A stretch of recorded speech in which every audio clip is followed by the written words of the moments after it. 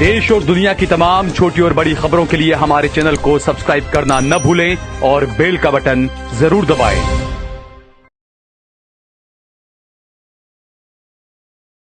नमस्कार दोस्तों, स्वागत है आपका देश लाइव में और आपके साथ हमेशा की तरह मैं हूं आशिमा त्यागी। दोस्तों, जब किसी अदालत को अपने फैसले में ये लिखना पड़े कि पुलिस ने निर्दोष लोगों को यांत्रिक तरीके से झूठे मामलों में फंसाया,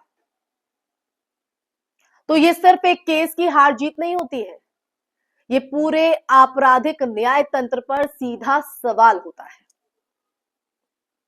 दिल्ली दंगों के नाम पर जिन युवकों को सालों तक दंगाई, अपराधी और राष्ट्र विरोधी के रूप में पेश किया गया, आज वही अदालत कह रही है कि उनके खिलाफ आरोप टिक ही नहीं पाए। दोस्तों, ये फैसला हमें ये सोचने पर मजबूर करता है कि क्या दंगों के बाद सचमुच न्याय की तलाश होती है, या फिर पहले से तय एक नैरेटिव को साबित करने की हड़बड़ी। तो दोस्तों, आज हम इसी मुद्दे पर चर्चा करेंगे, यही सच आपको आज बताएंगे। लेकिन उससे पहले आप लोगों से हमेशा की तरह अपील, इंसाफ के आवाज को बुलंद करने के लिए और सच्ची पत्रकारिता के लिए हमारा यानी देश लाइव का सहयोग करें। साथ ही डिस्क्रिप्शन में दिए गए लिंक को ओपन कर ज्वाइन बटन दबाकर आप हमसे यानी देश लाइव से सीधा जुड़ सकते हैं। तो दोस्तों, वापस आज की चर्चा पर लौटते हैं। दिल्ली की कड़कड़डूमा कोर्ट में 11 दिसंबर को आया ये जो फैसला है वो बेहद अहम है, जो कि मैंने आपको ऊपर बताया। अतिरिक्त सत्र न्यायाधीश प्रवीण सिंह ने साफ शब्दों में कहा कि अभियोजन पक्ष आरोपों को रिस्पॉन्सिबल डाउट से परे साबित करने में असफल रहा। कानून की भाषा में अगर देखें तो इसका जो मतलब है वो बहुत ही गंभीर होता है। इसके कई मायने हैं। इसका अर्थ ये है दोस्तों कि केस की नींव ही जो है वो कमजोर थी, सबूत भरोसेमंद नहीं थे और जांच निष्पक्ष नहीं लगती। अदालत ने जिन 5 मुस्लिम युवकों अब्दुल सत्तार, आरिफ मोहम्मद, खालिद, हनीन और तनवीर अली उर्फ गुल्लू को बरी किया, वो पिछले कई सालों से एक ऐसे ठप्पे के साथ जी रहे थे दोस्तों, जिसे समाज आसानी से मिटने नहीं देता। गिरफ्तारी के साथ ही मीडिया ट्रायल शुरू हो जाता है, परिवारों को शक की नजर से देखा जाता है। इसके अलावा और जो रोजगार से लेकर रिश्तों तक सब कुछ प्रभावित होता है। लेकिन जब अदालत बरी करती है तब ना कैमरे होते हैं, ना ब्रेकिंग न्यूज। तो देखिए, इस फैसले का एक बेहद महत्वपूर्ण पहलू यह है कि अदालत ने पुलिस की जांच को मैकेनिकल यानी कि यांत्रिक बताया है। मतलब इसका सीधा मतलब है कि जांच किसी गहरी पड़ताल पर आधारित नहीं थी, बल्कि एक तयशुदा ढर्रे पर चलाई गई। नाम जोड़े गए, गवाह खड़े किए गए और कहानी को उसी दिशा में मोड़ दिया गया जहां पहले से इशारा किया जा चुका था। अब दोस्तों, ये वही पैटर्न है जो दंगों से जुड़े कई मामलों में देखने को मिला। पहले गिरफ्तारी और बाद में सबूत। दोस्तों, अदालत ने यह भी कहा कि केवल एक गवाह की गवाही जो है वो जब अन्य गवाह अविश्वसनीय हो तो किसी को दोषी ठहराने के लिए पर्याप्त नहीं हो सकती है।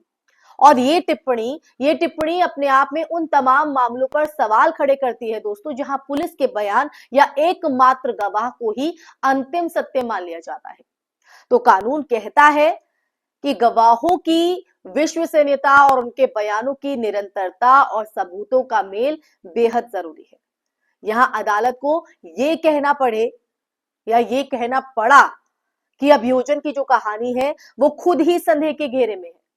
इस पूरे मामले में आप देखिए, इस पूरे मामले में यह तथ्य भी महत्वपूर्ण है कि मोहम्मद खालिद और तनवीर अली की जो पैरवी है वो जमीयत उलेमाए हिंद के अध्यक्ष मौलाना महमूद असद मदनी के निर्देश पर एडवोकेट सलीम मलिक ने की।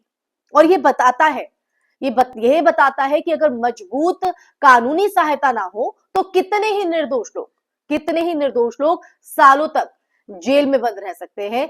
अब सवाल यह है कि जिनके पास ऐसी मदद नहीं होती है उनका क्या होता है। तो दोस्तों, ये जो फैसला है वो एक बड़ी सच्चाई की तरफ इशारा करता है। दंगों के बाद की जांच अक्सर न्याय से ज्यादा संतुलन या मैसेज देने का माध्यम बन जाती है। खासकर जब आरोपी एक विशेष समुदाय से हो।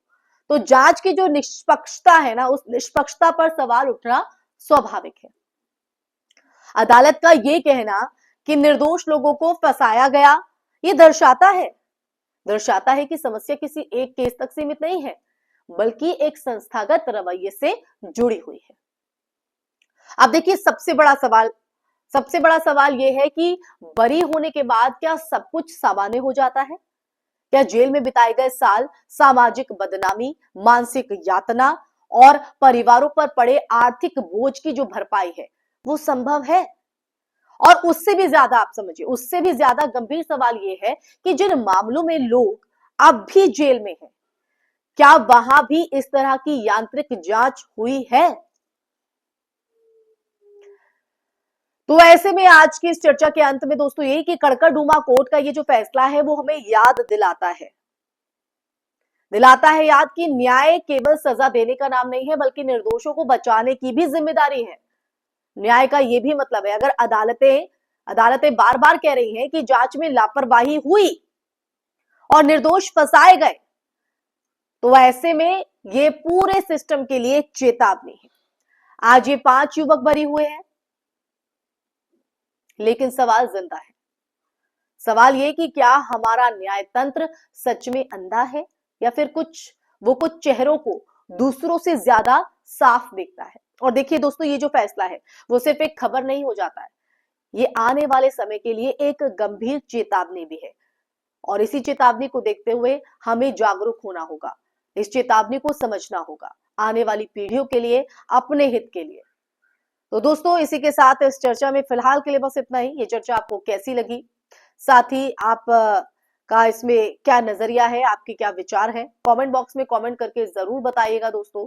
साथ ही कुछ ऐसे मुद्दे जिस पर आप बात करना चाहते हैं उसके सच को जानना, तो आप वो भी कमेंट बॉक्स में कमेंट करके बता सकते हैं। हम जरूर उस मुद्दे को चर्चा में शामिल करेंगे, उस मुद्दे पर जरूर चर्चा करेंगे।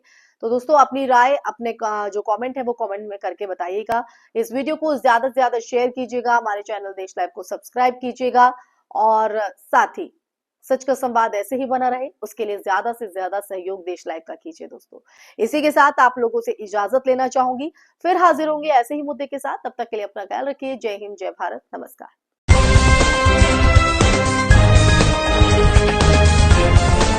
देश और दुनिया की तमाम छोटी और बड़ी खबरों के लिए हमारे चैनल को सब्सक्राइब करना न भूलें और बेल का बटन जरूर दबाएं।